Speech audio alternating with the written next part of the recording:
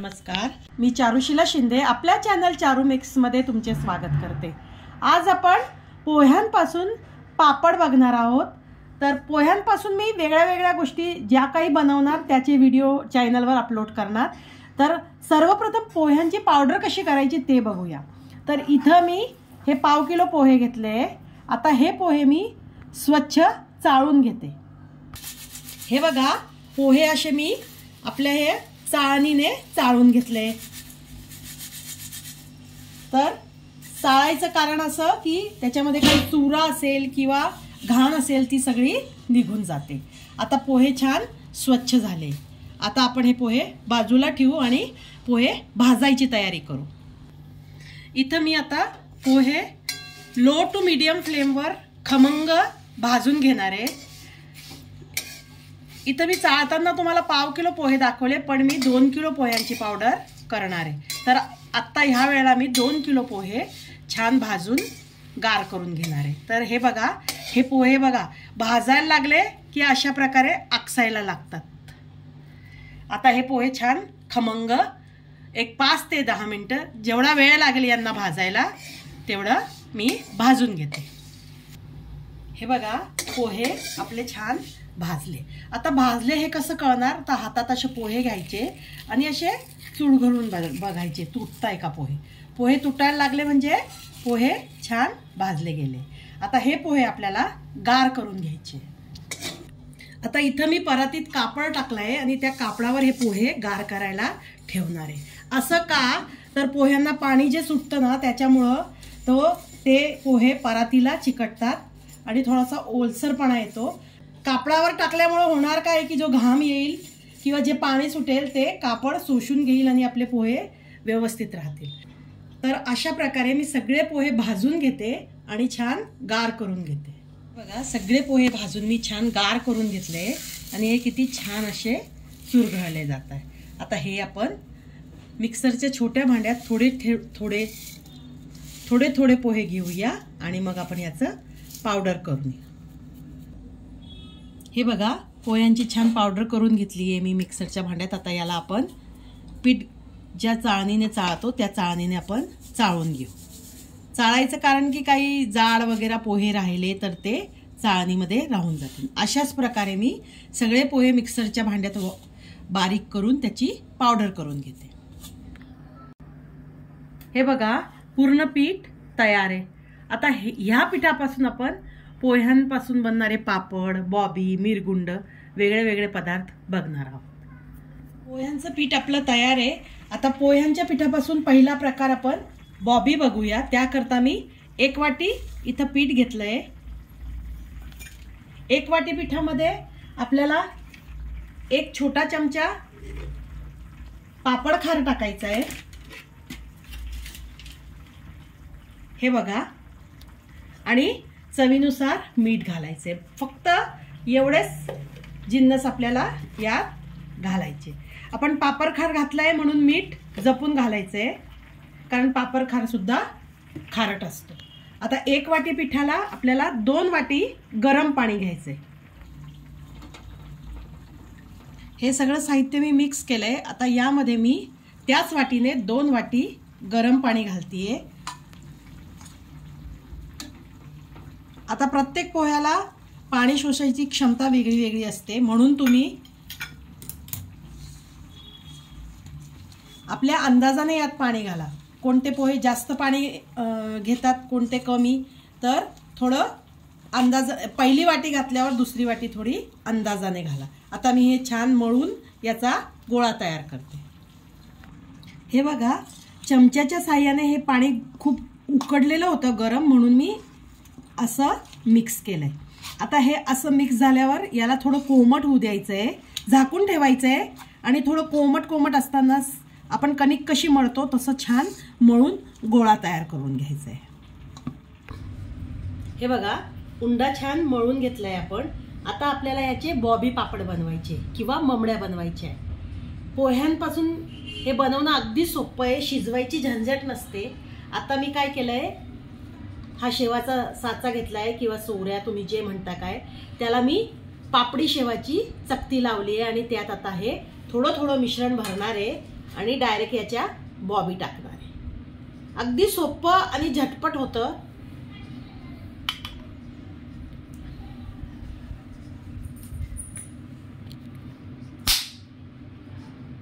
हे बघा, असे हे बॉबी पापड छान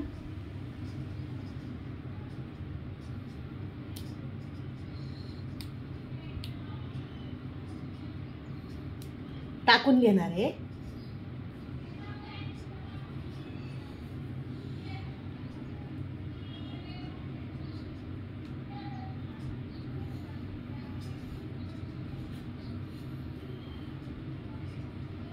हे सगळे पापड पंख्याखाली मी घरातच वाळवतीये.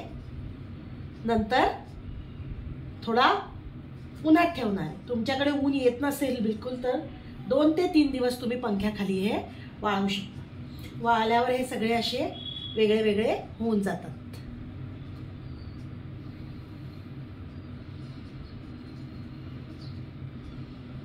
अशाच प्रकारे मी सगळे बॉबी पापड बनवून घेते.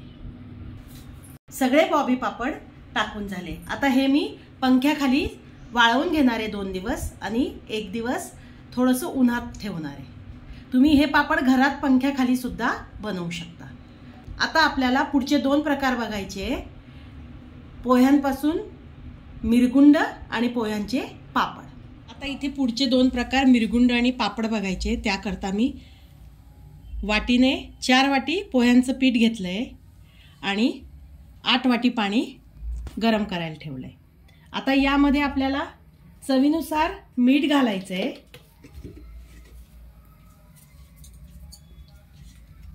2 मोठे चमचे पापड खार घालायचा आहे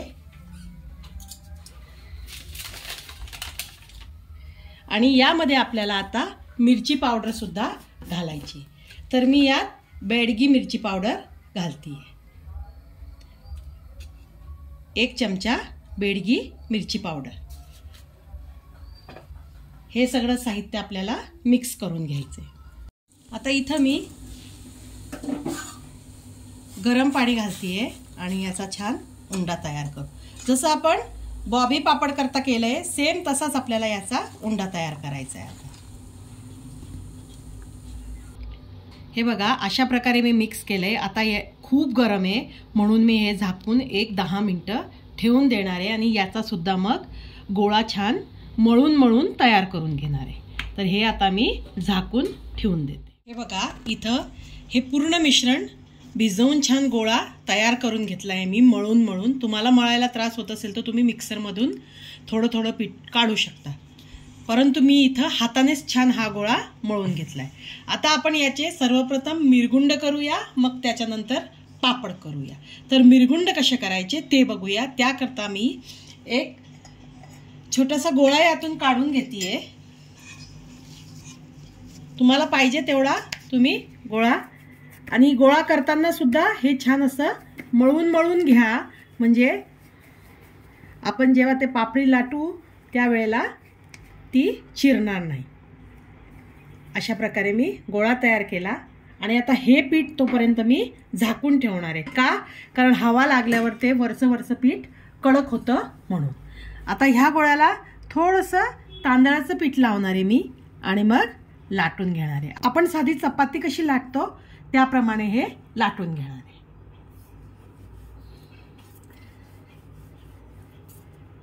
हा उंडा चिरत असला तर चिरू द्या, काही प्रॉब्लेम नाही. नंतर ते आपण कापून काढता येतं. तर असं छान मी आधी लाटून घेते. हे बघा, एवढं आपण लाटून घेतलंय. आता हे एवढी जाड आपण पोळी लाटली. जास्त बारीक पण नाही लाटायची आणि जास्त जाड पण नाही लाटायची. याचे आपल्याला मिरगुंड करायचे.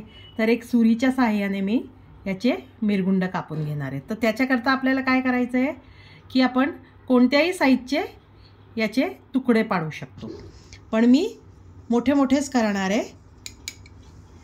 अशा प्रकारे आणि पंख्याखाली वाळवून घ्यायचे. तुम्ही कोणतीही साईजचे बनवू शकता, कोणताही आकार याला देऊ शकता. आणि मिरगुंडाला एक स्पेसिफिक आकार नसतो, ते कोणत्याही आकारात कसेही बनवले जातात. अशा प्रकारे मी बनवून घेते आणि वाळवून घेते.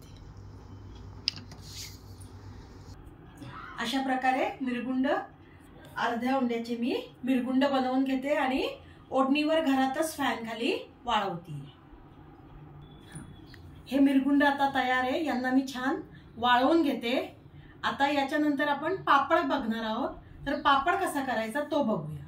आता आपण ह्याच मिश्रणापासून पापड करणार आहोत. त्याकरता मी एक छोटा उंडा तयार केला. त्याला तांदळाचं पीठ लावून घेतलंय. खाली एक प्लास्टिक टाकलंय. त्यावर सुद्धा एक प्लास्टिक घालणार आहे. असं याच्याकरता की पापड पटपट लाटून होतो. कारण हे जे पापड थोडेसे डेलिकेट असतात. आपण थोडा मोठा पापड झाला की उचलायला गेले ना तर त्यात थोडं बोटं वगैरे किंवा नख वगैरे गेलं तर ते फाटतात. अशा प्रकारे केले तर पटपट होतात आणि पटपट आपल्याला टाकता सुद्धा येतात. तर हे बघा असा मी पापड लाटून घेते आणि मग तुम्हाला टाकून दाखवते. किंवा तुमच्याकडे पुरीचा साचा असल्यास तुम्ही त्यावर सुद्धा करू शकता. यात अजिबात तेल लावलेलं नाहीये. हे बघा आता हा पापड असा छान काढून घेतला. आता तुम्हाला पुरीचं साच्यावर करायचं असलं तर तेच करायचं आहे. खाली कागद ठेवायचा आहे प्लास्टिकचा. त्याच्यावर गोळा ठेवायचा आहे तांदळाच्या पिठात घोळवून आणि त्याच्यावर दुसरा कागद ठेवायचा आहे आणि आपल्याला हे दाबून घ्यायचं आहे. पापड आपला छान तयार होतो. हे बघा हा पापड सुद्धा मी तुम्हाला टाकून दाखवते.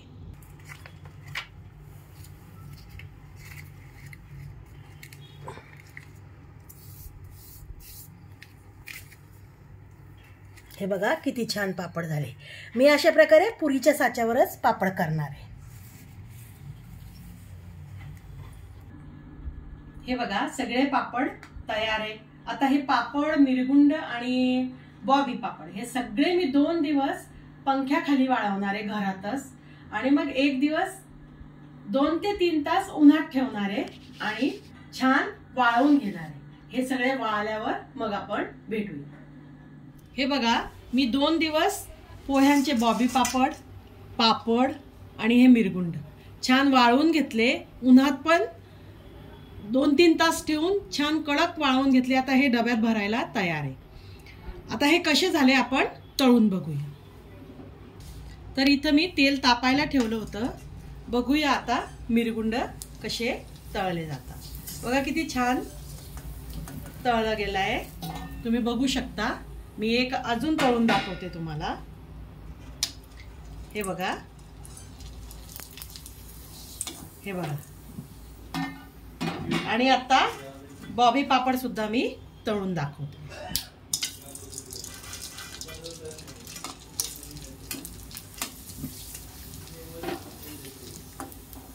बॉबी पापड पण तुम्ही बघू शकता किती छान फुलताय. आता मी पापड तळून दाखवते. पापड पण बघा किती छान फुलतोय.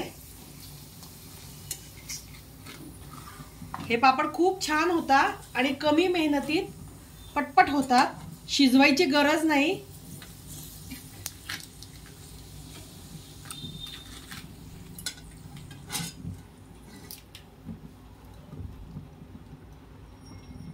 अजून एक पापड काढते मी.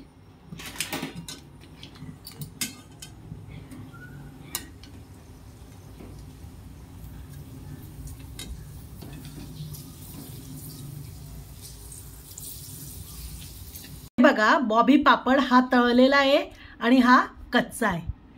तुम्ही बघू शकता चौपट फुलला आहे. आता आपण मिरगुंड बघूया. तुम्ही बघू शकता हा तळलेला मिरगुंड आहे आणि हा कच्चा मिरगुंड आहे. मिरगुंड सुद्धा चौपट फुललेला आहे. हे बघा पापड चौपट फुलला आहे आणि तेलकट सुद्धा नाहीये. तुम्ही बघू शकता अजिबात हाताला तेल नाही लागत आहे.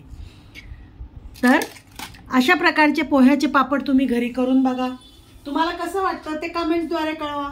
माझ्या चॅनलला लाईक करा, शेअर करा, सबस्क्राईब करा आणि बेल आयकॉनवर क्लिक करायला विसरू नका. बेल आयकॉनवर क्लिक केल्याने माझे पुढचे येणारे नवनवीन व्हिडिओचे नोटिफिकेशन तुम्हाला कळेल. व्हिडिओ बघण्याबद्दल धन्यवाद.